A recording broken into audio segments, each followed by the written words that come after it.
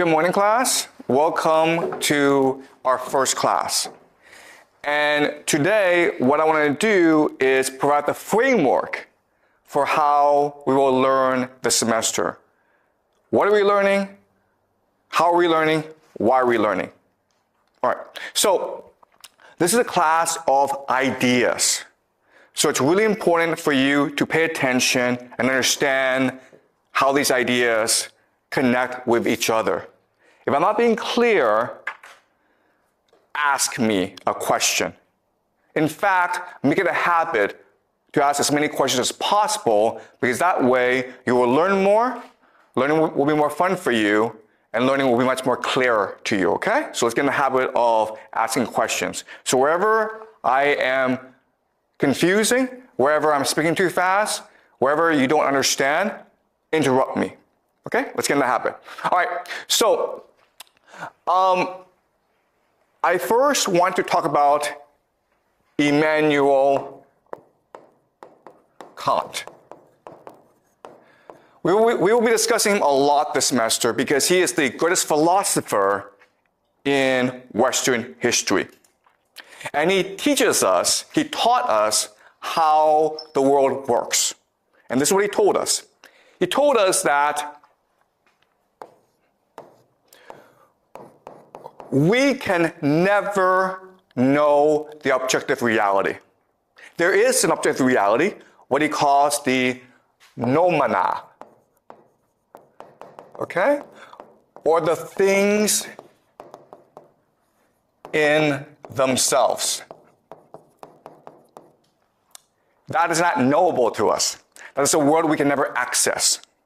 Why? Because we perceive the world through our senses. Our senses, our perception, warps the world and changes it into a structure that we can process, called the phenomena.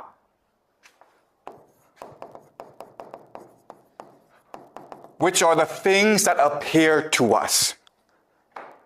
Okay, so the example is time and space. Time and space do not exist outside of us. Time and space do not exist in reality. But for us to understand reality, we need to add in time and space. Okay, that's the example. All right? So, how the world works is we perceive the world, we perceive the noumena, and turn it into the phenomena for us to process. In other words, and this is really important, reality is what we imagine it to be. There is no objective reality. Reality is what we imagine it to be. Life is a constant process, a constant act of imagination. All right? That's Immanuel Kant. That's the first idea I want you to understand. So what I want to do in this class this semester is train you or teach you or inspire you to augment your imagination so that you see the world much more clearly. This class is not about what to think, it's about how to think. All right.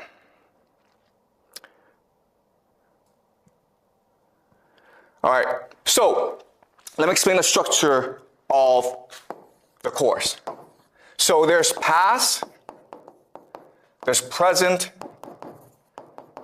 and there's future. We'll be looking at all three this semester: the past, the present, and the future. We will be analyzing all three in order to construct a more objective reality for ourselves. We will not succeed, we will fail. But the process of trying will train our minds to think much more critically about the world. So, let me explain how. In the present, we have geopolitics. We'll be studying geopolitics. For example, why is there war in Ukraine? Why is there war in the Middle East? what will happen. We'll be studying geopolitics. And we'll try to understand why this is happening. We'll try to formulate an analytical model of geopolitics. Okay, an analytical model. We will then use this analytical model to make predictions about the future. Why do we do this? Because these predictions will tell us if our analytical model is correct or not. Okay, does that make sense? It's no different from artificial intelligence. How do you know if your artificial intelligence, the model is correct or not? Well, you test it against reality. Okay? There's no difference between that artificial intelligence system and what we're trying to do here. And why are we doing this? Because if we're able to have an analytical model that makes correct predictions, then we can take all this and go back and analyze the past to reveal the secret history of the world. That is a project we are undertaking this semester to discover for ourselves the secret history of humanity. Because you may not know this, but all the history that you learn in school, all that history that you think you know, it is false. Okay? The history that you know, the history that you believe, it is a system implanted into your brains by powerful people.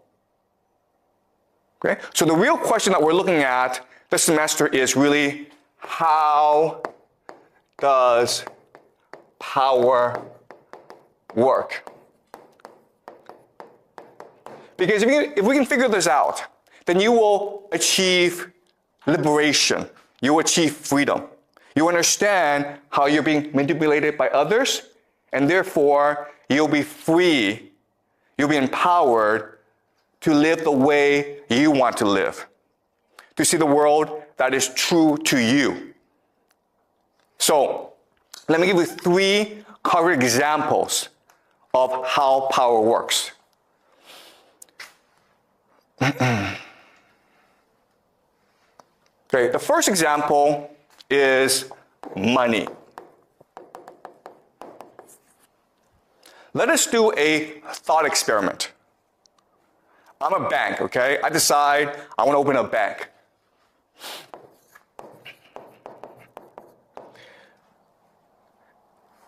And now you're allowed to put money in the bank, okay? So all of you get together and you put $5 million in the bank. Not $5 million. Now, why do you put $5 million into my bank? Because I promise you 1% interest, right? 1% interest. That's a really good deal. But now, because I owe you some money, right? I owe you 1% interest. I now need to go make money for myself. So I have a friend who's building a restaurant, and he says, I need $5 million to build a restaurant. And after a year, I will pay you back 10% interest. Okay? 10% interest. And so I make a 9% profit, and I can use that to pay my employees, to pay myself a salary, to build a new building, okay? So now I want you to think about this. I'm the bank, I got $5 million in deposit money, then I gave out a $5 million loan. Today, how much money is in the bank? Countless. Countless. How much money now do I have? I got $5 million from you guys, then I gave it out to someone else, right? So how much money is in the bank right now? Zero is zero, right? It should be zero. Logically, the answer is zero. In fact, zero is the answer that you are taught in economics. It's what you are taught, yeah? Zero is not the answer that we taught in economics. Okay. You cannot loan all the money that you have. Like, for example, if they will have a limit like 25%, I don't know. Okay. Maybe 10%, so you can only loan like 4 million. Okay, really good point. Okay, yes. Okay, so that's really good. So in economics, you learn about the idea of the fractional reserve system. Okay, what's fractional reserve? As you say, you must leave behind a certain amount of money. It could be 7%, it could be 10%, it depends on the country, okay? Let's say 10%. So theoretically, I can actually lend out $5 million. I can only lend out $4.5 million. Okay? You're right, okay? That's law as well. Okay?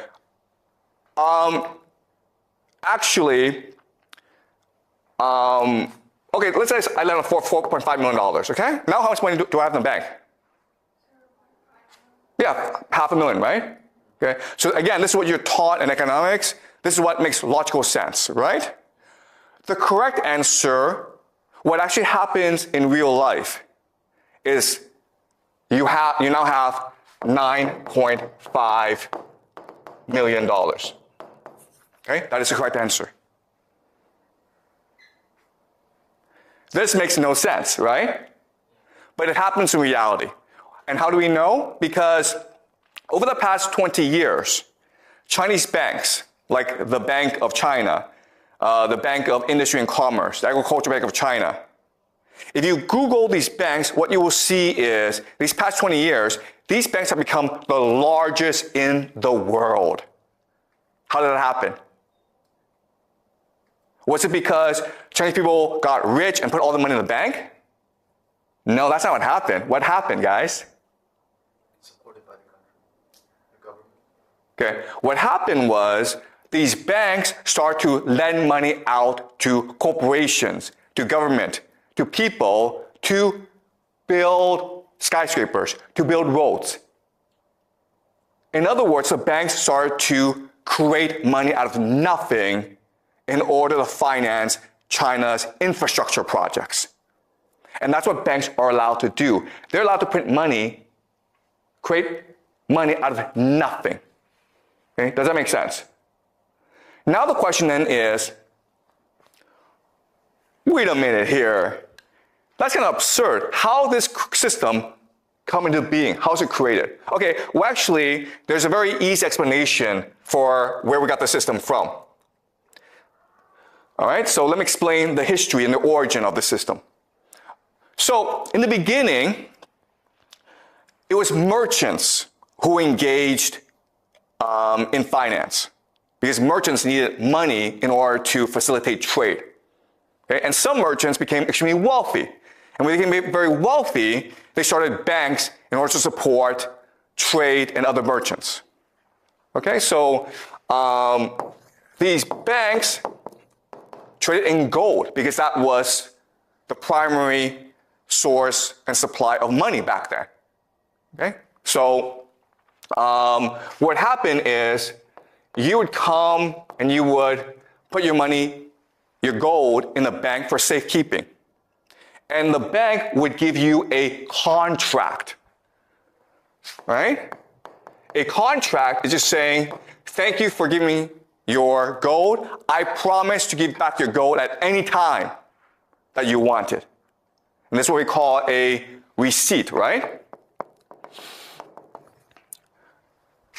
And this would allow for better and easier trade. Because now I can take this contract and I can go to England, okay? Maybe I'm based in Italy.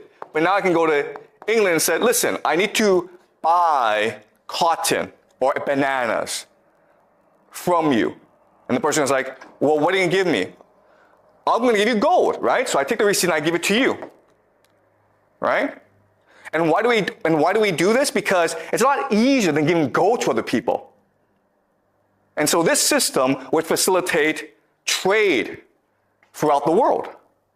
Does it make sense? Now, I'm the bank. I have all this gold. And I want to make money with it. So I want to give it to other people. So other merchants would come to me and say, listen, I need gold. Can you lend me out gold? Right? But I say to him, yeah, but if I give you out the gold, you have a security issue. It's inconvenient for you. So why don't I give you a receipt, a contract instead?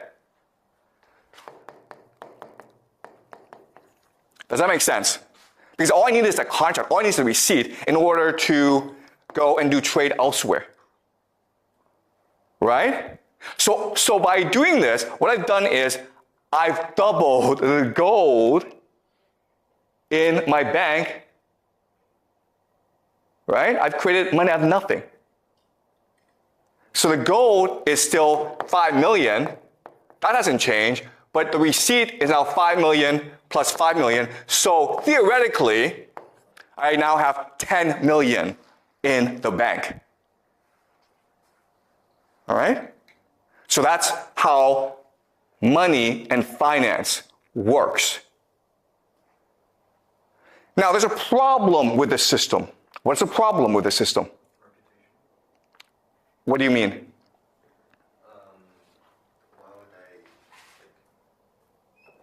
Why would the other people take the receipt as gold, as they say nowadays? Okay, that's a good question, okay? Why is it that people believe in me? Okay? The answer is very simple. The answer is because throughout most of human history, people didn't need money. If you were just a normal person, what were you doing? Were you in a village growing crops? If you wanted to like get new stuff, what would you do? You would trade with someone else, right? Maybe you have a goat that I want. Well, then I would trade you a cow for it. So we didn't actually need money. So throughout most of human history, no one had any need for money. It was only in certain circumstances that you would want money. So for example, marriage, right? Okay? So throughout most of human history, money represented debt that could be unpaid. Debt that could never be repaid. So for example, a very common thing is, maybe you and I fight, and I kill you. Well, in theory, your family should now come and kill me. But obviously that would create a lot of problems, right? So the way to settle the dispute is, I would give your family money. Because money was symbolically meant to say, I'm sorry, I killed you. This is a debt that can never be repaid. Okay? That's what money was used for in most circumstances throughout human history. There was no actually real use for money. It was symbolic. But with the rise of trade and with merchants, they needed money in order to facilitate the trade. But these merchants all knew each other, so they trusted each other anyway. So money was a mechanism for them to trade easier, okay? Does that make sense? All right? Okay, so let's go back to the question. This system looks great. I can print money out of nothing, but there's a problem with this system. What is the problem? There's a problem here. Like you can forge the receipts and, the money fakes. Okay, that's actually a great question, okay? So, yeah, is it possible to forge the contract? Okay? So, that's a really good point. The problem is, so the answer is that they all knew each other anyway. Okay, because it's a very small circle. Again, we have not reached the modern period where it's a lot of people using money. If that's the case, then forgery becomes a problem. We'll discuss this in future classes, okay? Counterfeiting. But at this point in history, forgery is actually not a big issue. There's actually a bigger issue. And it's a huge issue. What's the issue? I have $5 million of gold, right? There's about $10 million of gold out there in receipts. What's the problem with that? The problem is that if everyone wants to go at the same time, I go bankrupt, right? Because I lose my reputation. The contract says that at any time you want the gold, I must give it to you. But if I have if there's $100 million in gold contracts, but I only have $10 million in gold, only if 15 million wants the gold back, then I'm screwed. This is what we call a bank run. Okay, a bank run. And this is a huge problem for merchants. Okay? There's also another problem with the system, and the problem is this. Who do I usually lend my money to? Do you guys know? If I'm a bank, if I'm a merchant, who do I usually lend my money to? Okay, guys, today we lend the money to entrepreneurs. But back then, there really weren't entrepreneurs. There were kings and noble people. And what did they do all the time? Why did they need money? To fight wars, okay? That's why there's a demand for gold. Because if I'm a king, I need to fight a war, usually against my brother or someone else to control this territory, right? Now, the problem with this is I could get killed, in which case, oops. But also, what's much more common is the king would be like, screw you, bank, I don't need to pay you back. Okay? So there's actually a lot of risks with this system. So over time, develop a system to mitigate or reduce this risk.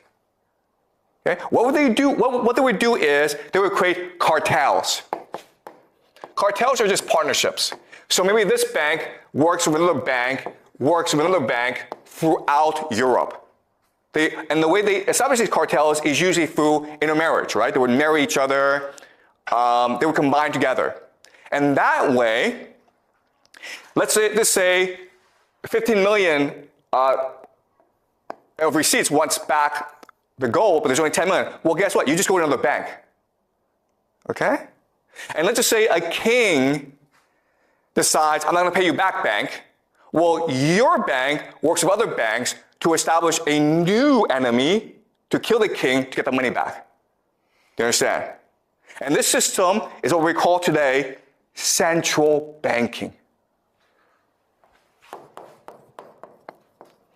And what you will learn in this class is central banking controls the world today. Okay? Now, what's really important about this system is that it's based on power. Right? And what power is, it can turn nothing, money, the contract, into everything. Okay? That's what money is. Okay, so we live in a world in which banks can print out money, right? So now, let's ask ourselves a question. Wait a minute here. If the banks can print as much money as possible, why do we have poverty? Right? Because we can just give money to poor people and they wouldn't be poor anymore. Why do we have poverty? If there's all the food in the world that we want, why are people starving still? Why? Because we don't have limited resources. Okay, so we don't have limited resources, we have scarcity, okay? Right, so that is the common answer, scarcity. We have poverty because of scarcity. But I already told you this. They can print money out of nothing. So money is infinite. Money is an infinite resource. So why do we have poor people then? That's kind of strange. Like money, aren't money just, used for trade? They still have limited resources and, the actual need, the actual needs. Okay, so you see what's happening is this. You all believe money is scarce, okay? I just spent the past 10, 20 minutes explaining to you, it's not scarce, it's infinite. Because it's just a number. We can at any time print out as much money as we need. Okay? So that's how power works. Power has brainwashed you into thinking something that is not true. You've been taught from the first day that money is scarce. But it's not scarce, it's infinite. And no matter what I say to you, you still believe this, okay? So you have to get that out of your head. Money is not scarce, it is infinite. So let's go back to the question. Why is there poverty in this world? Why do people starve? Why is there inequality in this world? Why are there poor people? Why are there rich people? What's the answer? Because they don't print infinite money. Okay. Because it's scarce. So guys, this is amazing, okay? You guys can't get out of your head. You think money is scarce. You think it is not possible to print infinite money, when I already told you it is possible to print infinite money because they do this all the time. Yeah? The one who has the power don't want everyone to share the same. Yeah. Because we don't want people to all have money. The powerful people don't want that. That's exactly the answer. And why? Because otherwise, no one would work. Do you understand? The point of putting money is not to give you money. The point of putting money is to create the illusion that money is valuable, and therefore you work hard in order to obtain it. But in order for me to make you want to get money, I need to create artificial misery. Do you understand? Right? If there weren't poor people, you wouldn't want to be rich. It's only because you see people suffer that you would want to go make money for yourself. What do your parents tell you? Your parents tell you, work hard in school, make a lot of money. Otherwise, you're going to end up like a poor person. Right? Well, guess what? If there are no poor people, your parents couldn't say that to you. And you wouldn't want to work hard in school. Right? That's why we have poverty. Because poverty creates the illusion that money is valuable.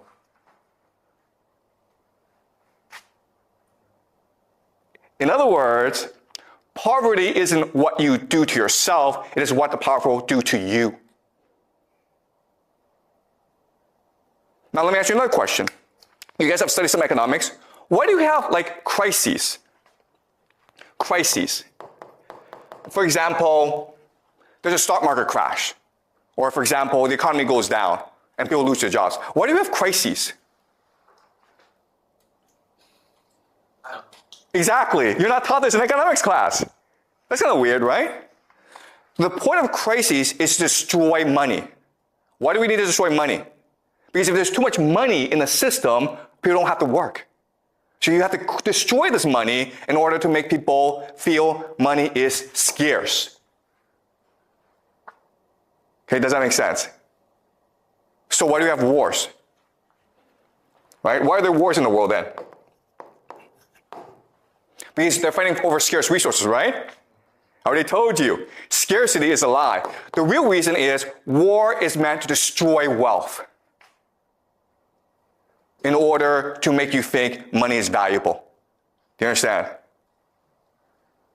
You guys play World of Warcraft or these games, right? Guess what, guys? World of Warcraft in our world, there's absolutely no difference. You just run around pointlessly working hard to obtain credits in order to buy stuff. If credits just flew out of the sky, because they could do that, right? They could actually program the engine to just print money out of nothing. You wouldn't do nothing every day. You wouldn't play the game. Okay? It's only because you believe that there's scarcity in the world and that you must work hard to obtain wealth that you do any work. Do you understand this? Okay? So this world that we live in, it's a complete illusion created by central banking in order to make us work as hard as possible. Because the real value is not money. The real value is the work we do. Okay, does that make sense, guys? All right, yeah? You said scarcity is an illusion, right? But I understand that money can be printed infinitely, but resources such as food and land, they are technically unlimited. So scarcity still exists in other resources. Okay, that's a great question. Okay, so the question is, isn't food scarce? Because food is a finite resource, right? Do yourself a favor, okay? Go to the garbage dump somewhere, anywhere in Beijing, and see the amount of food that is wasted every single day. If food was scarce, Why do we have food waste? Okay, so if you just do the mathematics, what you will discover is there's enough food to feed everyone. Okay? There doesn't have to be hunger and starvation. It's an artificial crisis. Okay, does that make sense? So you're right in that, yeah, the food's not infinite, but it's abundant. There's a lot of it, enough to feed people. Okay? On the land, oil resources, the reason they go to war before. Okay, all right. So again, you guys are stuck in the scarcity mindset, and it's very convincing. So let's move on. Okay. So this is something that we'll go back to later on. Okay, because I cannot convince you today, this morning, that everything you believed about the world and about yourself is wrong. Okay, you're still stuck there. Like, okay, there's scarcity, and you're right, there's scarcity, but we also live in a world of abundance. Okay, and a lot of things that you believe are just misconceptions about the world. Okay, so we'll go back there. Okay, later on. All right. So let's move on. Okay, so we've done money now, right? Now let's do another question. Let's do a question of happiness.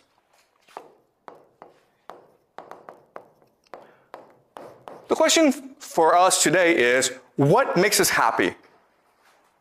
Come on. What makes you happy? How can you live a happy life? Okay. Well, obviously, money, right? If you have a lot of money, that's going to make you happy. What else? Power. Exactly, power, right? Sure. Power. Excuse me? Freedom. Okay, good. Freedom. Yeah. What else? Relationships. Relationships? Yep, sure. You have good friends, right? Like lots and lots of friends. What else? Romantic relationships. Okay, love, right? Love. Sure. What else? Like video games, I guess.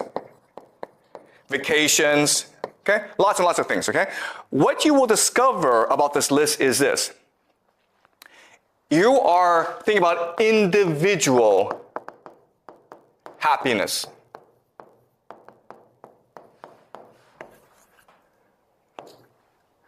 And this is actually unique in human history. If you were to go back in time to 500 years ago, and you ask people, how can you be happy? They would focus more on collective happiness. In other words, if your community were not happy, you cannot be happy. So the very idea of the individual is new in human history. Before, we understood that if you want to live a happy life, you need to take care of your family. You need to take care of your community. For them, for us, throughout most of human history, happiness meant helping others, being generous to others. So, for example, let's just say that I go off and I wander, and then I find a lot of gold, right? I come back, and what's the first thing I do with all this gold? Do you guys know? And this is like the ancient past. Dig a hole and put them inside. Okay, yeah, good, right? We're gonna dig a hole and put that money inside because we want to give it to our children.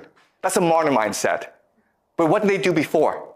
And this happened throughout every society. If I became rich one day, what's the first thing I would do? Show off? Show off?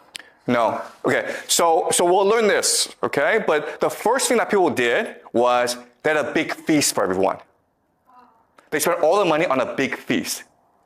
Because what mattered was your reputation within the community. What mattered was your generosity.